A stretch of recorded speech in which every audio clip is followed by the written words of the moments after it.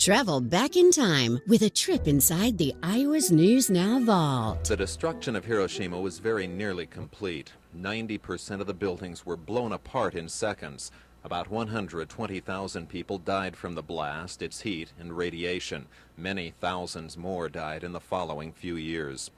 3 days after Hiroshima was attacked, the U.S. dropped another bomb on Nagasaki. The devastation there was similar.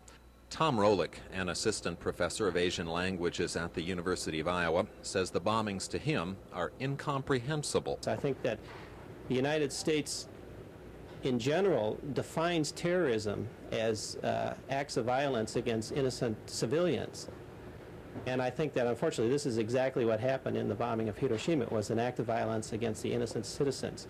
It was in a sense a message to the people of Japan that the United States was willing and able to destroy the people completely. Rolick studied at Hiroshima University 10 years ago. He says people of the city asked him why the U.S. did what it did to the people of Japan. He says he was at a loss for words to explain. But Evan Haltman, now a U.S. attorney for Iowa, then a captain in the U.S. Army, is not at a loss for words.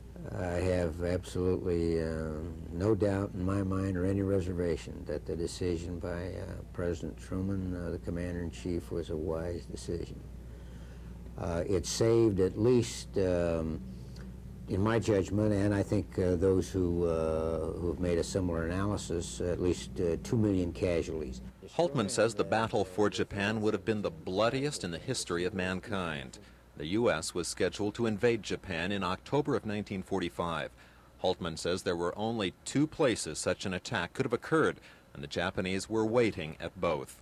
And Haltman says the casualties would have extended well beyond the military. He maintains Japanese civilians would have defended their homeland had such an attack occurred. The Cubs were the main conversation at the Homeport Bar in Cedar Rapids today. The bar, owned by George Hammond, is a gathering place for many veterans. Hammond himself was in Japan shortly after the war. Like Haltman, he says he too was scheduled for the Japanese invasion. When they dropped it, I was happy, believe me. If we hadn't have dropped the bomb, chances are a lot of us right here in this room today wouldn't be here.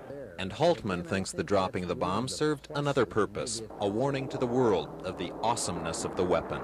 At dawn, I looked at Hiroshima, and it was no different than any other Japanese city because they say our B-29s had bombed them flat between the fragmentation. But when it hits you that one single airplane and one single bomb had done this, and this was the pop gun, you know, of the atomic age and that destruction, I'm going to tell you, it left a lasting impression. I'm Barry Butters for Iowa Tonight.